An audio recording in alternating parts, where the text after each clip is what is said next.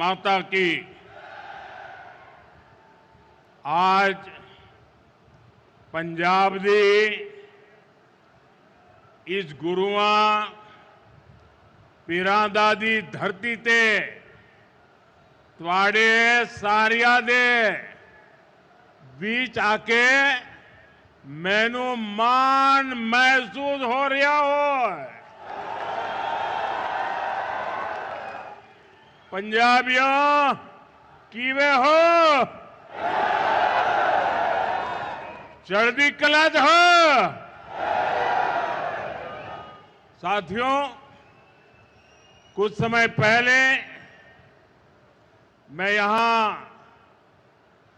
श्री गुरु रविदास जी के जन्मोत्सव का हिस्सा बनने आया था और आज हमारा जालंधर विकास के उत्सव का साक्षी बन रहा है। आज सुबह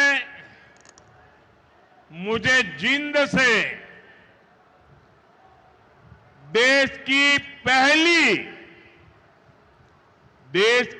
पहली हाइड्रोजन ट्रेन शुरू करने का अवसर मिला है। आज जींद से ही मुझे कुरुक्षेत्र में एक भव्य सिख म्यूजियम के शिलान्यास का सौभाग्य मिला है। ये म्यूजियम हमारी गुरु परंपरा को, गुरुओं के ज्ञान को भावी पीढ़ी तक पहुंचाने में बड़ी भूमिका निभाएगा। ये गुरुओं की शिक्षाओं, उनके बलिदान और सेवा की परंपरा को जीवंत रूप में प्रस्तुत करने वाला प्रेरणा केंद्र बनेगा। हरियाणा की भाजपा सरकार ने हमारी सिख विरासत को भावी पीढ़ी तक पहुंचाने के लिए ये पवित्र काम शुरू किया है। साथियों, विकास कार्यों को गति देते हुए अब यहां जालंधर से कई नई रेल सेवाएं शुरू की गई है। आज अमृतसर से काशी के बीच रेल सेवा भी शुरू हुई है। इससे गुरु रविदास जी के भक्तों के लिए पंजाब से काशी जाना और अधिक आसान हो जाएगा। आज दौलतपुर चौक और करतौली के बीच नई लाइन भी शुरू हुई है। करतौली से अंबाला के बीच नई रेल सेवा को भी हरी झंडी दिखाई गई है। साथियों, आज ही लुधियाना बाईपास का शिलान्यास, दिल्ली अमृतसर कटरा एक्सप्रेसवे के एक और सेक्शन का लोकार्पण हुआ है। मैं ऐसे हर प्रोजेक्ट के लिए देशवासियों को और खास तौर पर पंजाब के मेरे भाई बहनों को बहुत बहुत बधाई देता हूं। आज भारत सरकार कनेक्टिविटी के, इंफ्रास्ट्रक्चर के अनेक ऐसे प्रोजेक्ट पर पंजाब में काम कर रही है। पंजाब में भाजपा सरकार नहीं है, लेकिन हमारा पंजाब विकसित हो, इसके लिए केंद्र की भाजपा एनडीए सरकार कोई कसर बाकी नहीं छोड़ रही है। साथियों, आज मैं विशेष रूप से जालंधर के लोगों की भी सराहना करूंगा, जिन्होंने स्वच्छता से स्वागत पहल के माध्यम से इस कार्यक्रम को और सार्थक बना दिया है। श्री गुरु रविदास जी ने समरसता और सामूहिक प्रयासों का जो संदेश दिया था, उसे आप सभी ने अपने व्यवहार में जीवंत किया है। ये अभियान कर्तव्य भावना का भी उत्तम उदाहरण बन रहा है। साथियों, आज के दिन मैं इस मंच से पंजाब के महान सपूत सरदार तेजासी समुंदरी जी को भी अपनी श्रद्धांजलि देता हूं। आज उनका 100वां शहादत दिवस है। उन्होंने अंग्रेजी शासन काल में सिख हितों की रक्षा के लिए अनेक आंदोलन किए। सरदार तेजासी जी ने अपना पूरा जीवन मातृभूमि की सेवा में समर्पित कर दिया। आज से शुरू हो रहे उनके शहादत वर्ष से जुड़े कार्यक्रमों से हम सभी को प्रेरणा मिलेगी। साथियों, केंद्र की भाजपा सरकार की भी प्राथमिकता है भारत के हर नागरिक की सेवा, भारत के हर नागरिक का जीवन आसान बनाना और उसे आगे बढ़ने के लिए नए नए अवसर उपलब्ध कराना। और इसलिए हम नागरिक देवो भव इस मंत्र पर चल रहे हैं।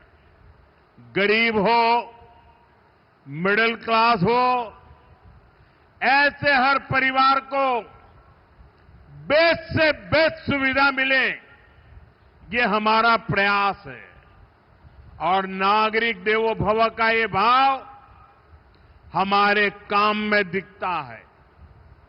साथियों, जो भारतीय रेल है, एक गरीब परिवारों की, मिडिल क्लास परिवारों की सवारी है। लेकिन 2014 से पहले तक रेलवे की क्या स्थिति थी, ये आप अच्छे से जानते हैं। कांग्रेस सरकार नई ट्रेनों की झूठी घोषणा करके आराम से बैठ जाती थी।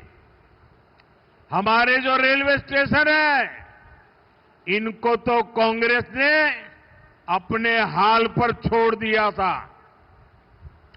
यहां तक कि अंग्रेजों के जमाने में जो स्टेशन बने थे, उनकी सूद लेने वाला भी कोई नहीं था। साथियों, भारतीय रेल का नेटवर्क इतना विशाल है कि रोज उसमें जितने यात्री सफर करते हैं, उतनी तो कई देशों की आबादी भी नहीं है। रेलवे के विकास के जो काम आज हो रहे हैं, ये 30-40 वर्ष पहले हो जाने चाहिए थे। लेकिन पहले की सरकारों की प्राथमिकता में ये काम था ही नहीं। गरीब और मिडिल क्लास को भी सुविधा चाहिए, इनको भी साफ सफाई चाहिए, इनके समय की भी एक वैल्यू है। ये पहले की सरकारें चर्चा तक नहीं करती थी। साथियों, ऐसी सोच से विकसित भारत नहीं बन सकता था। इसलिए बीते वर्षों में भाजपा सरकार ने स्थितियों को बदलना शुरू किया। आज पूरे देश में रेलवे स्टेशनों का कायाकल्प किया जा रहा है। अमृत भारत स्टेशन स्कीम के तहत 1300 से ज्यादा रेलवे स्टेशन को आधुनिक बनाया जा रहा है और इनमें से कई स्टेशन पर काम पूरा हो चुका है। आज ऐसे ही 75 स्टेशन का लोकार्पण किया गया है। साथियों, जब आप यहां जालंधर कैंट स्टेशन में जाएंगे तब आपको एहसास होगा कि वाकई हमारा देश विकसित राष्ट्र बनने की ओर बढ़ रहा है। ये केवल स्टेशन नहीं है, ये एक प्रकार से सिटी सेंटर है। जालंधर कैंट स्टेशन आधुनिक भी हुआ है और उसकी कैपेसिटी भी बहुत बढ़ गई है। ऐसे ही आनंदपुर साहिब, मुक्तसर और साहिबजादा अजीत सिंह नगर स्टेशन का भी कायाकल्प हो गया है। साथियों, हमारे नए रेलवे स्टेशन व्यापार कारोबार का भी माध्यम बन रहे हैं। यहां जो लोकल कारीगर है, विश्वकर्मा साथी है, महिलाओं के सेल्फ हेल्प ग्रुप्स हैं, उनके उत्पाद स्टेशन पर बिक सके, ऐसी व्यवस्था बनाई गई है। और ये अमृत भारत स्टेशन हमारी विरासत, हमारी धरोहर के दर्शन भी कराते हैं। अब जैसे जालंधर है, यहां की पहचान स्पोर्ट्स से है, खेलकूद से है, तो जालंधर कैंट स्टेशन में पंजाब की खेल परंपरा और लोक संस्कृति के दर्शन होते हैं। आप आनंदपुर साहिब स्टेशन जाएंगे तो वहां तख्त श्री केसगढ़ साहब की झलक दिखाई देती है। कालका स्टेशन पर श्री काली मंदिर के दर्शन होंगे। यानी हमारे स्टेशन अब हमारी संस्कृति, सभ्यता के प्रतीक भी हो गए हैं। साथियों, हम अपने पूर्वजों से प्रेरणा लेते हुए, उनका मान बढ़ाते हुए ही एक सशक्त राष्ट्र बन सकते हैं। इसी पवित्र भाव से ही आदमपुर एयरपोर्ट का नाम श्री गुरु रविदास जी महाराज जी एयरपोर्ट किया गया है और चंडीगढ़ इंटरनेशनल एयरपोर्ट पर अब शहीद भगत सिंह इंटरनेशनल एयरपोर्ट के नाम से जाना जाता है। और ये काम भाजपा सरकार ने किया है और हमें इस पर गर्व है। साथियों, ये धरती शेरे पंजाब महाराजा रणजीत सिंह की धरती है। महाराजा रणजीत सिंह के शासन में खुशहाली भी थी, सुरक्षा की गारंटी भी थी और समाज में सद्भाव भी था। लेकिन पंजाब में आज क्या हो रहा है, ये किसी से छिपा नहीं है। यहां विज्ञापनों के दम पर विश्वासघात की तस्वीर छिपाई जा रही है। आज पंजाब में कानून व्यवस्था बेहाल है। कब कहां गैंगवॉर हो जाए, किस दिशा से गोलियां चलने लगे, कोई कह नहीं सकता। यहां व्यापार कारोबार करना मुश्किल हो गया है। सरेआम लोगों से फिरौती मांगी जा रही है। पुलिस थाने तक सुरक्षित नहीं है। आए दिन थानों पर अटैक होते हैं और सबसे दुखद तो ये है कि पंजाब का भविष्य भी बर्बाद किया जा रहा है। नशे के सौदागर खुलेआम घूम रहे हैं। पंजाब के युवाओं को नशे के दलदल में धकेला जा रहा है। साथियों, आज यहां जो लोग पंजाब की सत्ता में बैठे हैं, ये लोग बहुत घमंड से देश की राजनीति बदलने का दावा करते थे, लेकिन आज इनकी सच्चाई देश देख रहा है। 2-3 दिन पहले ही दिल्ली में इनके एक नेता को अदालत ने दोषी करार दिया है। उस पर दोष दंगे कराने का है, दोष एक पुलिस के आईबी अधिकारी की हत्या का है। और इन लोगों की बेशर्मी देखिए, अदालत ने सबूतों के आधार पर फैसला दिया, लेकिन ये लोग कोर्ट के फैसले पर सवाल उठा रहे हैं। ये लोग अदालत के फैसले भी मत मजहब उसमें भी ढूंढ रहे हैं, क्योंकि इनके वोट बैंक का सवाल है। साथियों, कुछ दिन पहले ही गुजरात में इनके एक एमएलए को कोर्ट ने 7 साल की सजा सुनाई है। ये सजा सरकारी अधिकारियों पर हमले और वसूली के मामले में सुनाई गई है। वसूली, उगाही, अवैध कब्जे, ये सब इनकी राजनीति का ट्रेडमार्क बन चुके हैं। ऐसे ही अनेक मामलों में कई सारे लोग तो अभी जमानत पर बाहर चल रहे हैं।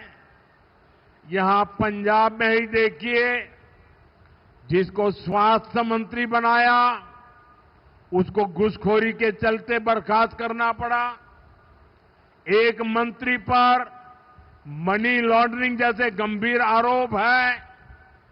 इनके एमएलए घूस लेते हुए रंगे हाथ पकड़े जा रहे हैं।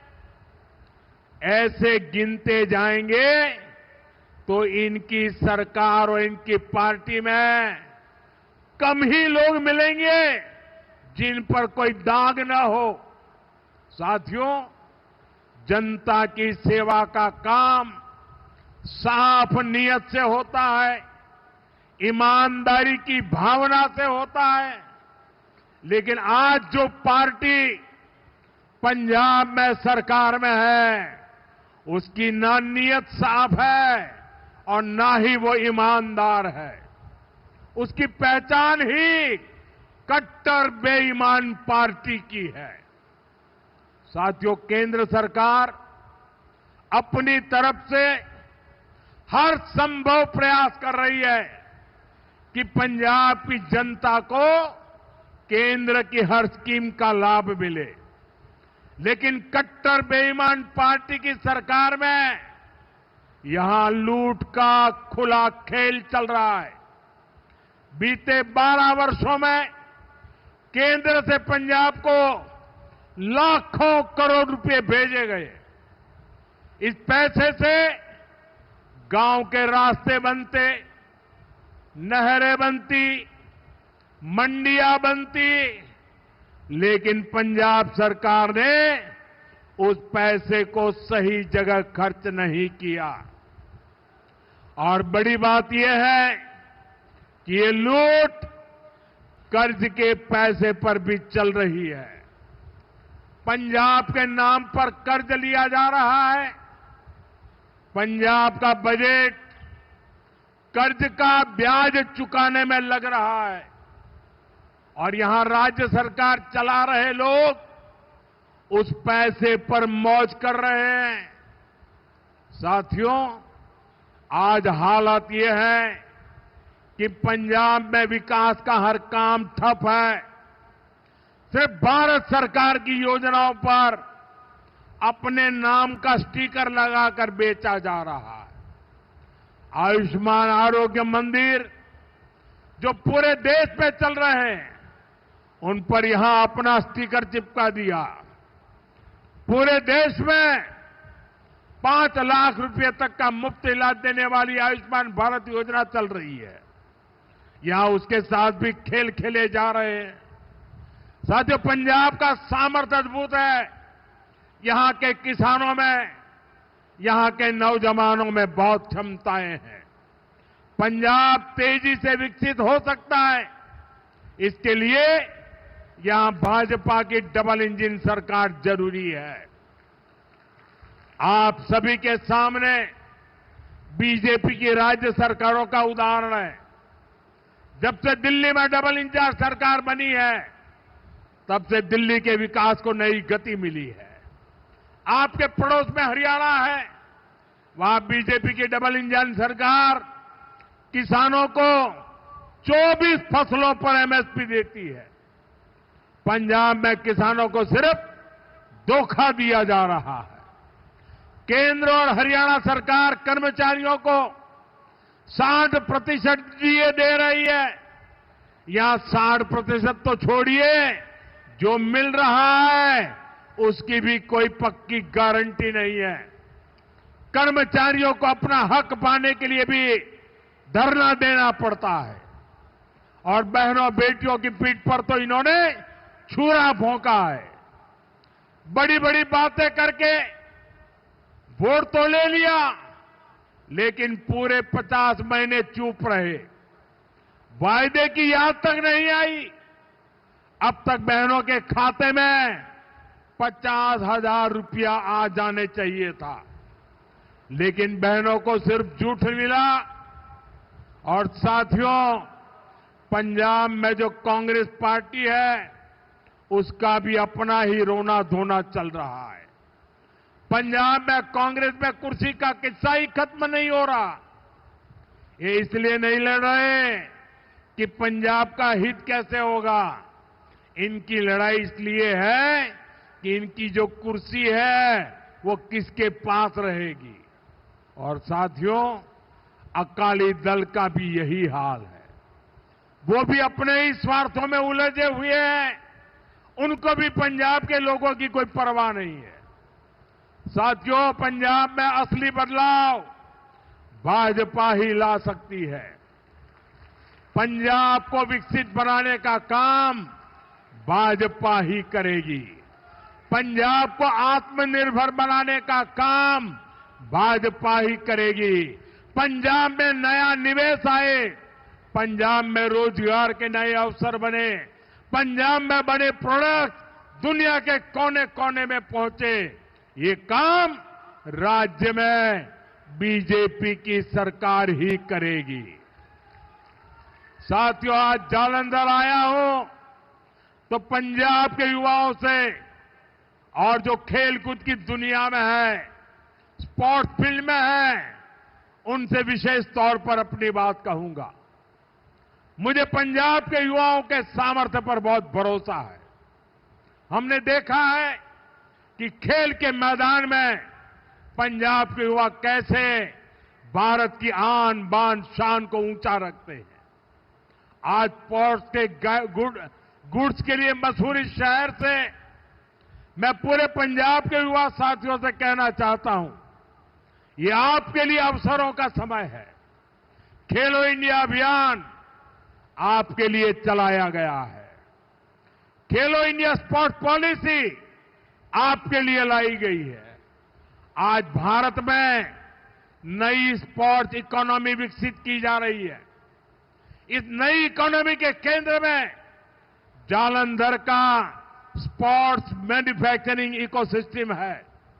इस नई इकोनॉमी के केंद्र में कोच है, स्पोर्ट्स मेडिसिन है, स्पोर्ट्स साइंस है, स्पोर्ट्स यूनिवर्सिटीज है, सेंटर ऑफ एक्सीलेंसी है, स्पोर्ट्स स्टार्टअप्स है। साथियों, अभी मैं ऑस्ट्रेलिया और न्यूजीलैंड गया था। वहां इस विजन को लेकर काफी सारे समझौते हुए।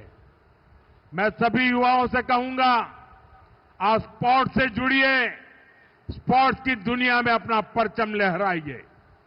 हमारी सरकार हर तरह से आपके साथ है।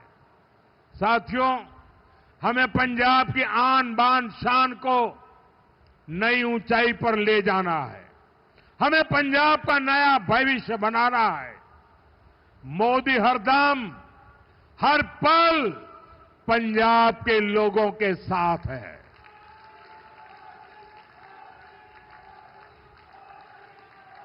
साथियों, फिर एक बार सभी मेरे पंजाब के भाई बहनों को इन विकास कार्यों की बहुत बहुत शुभकामनाएं।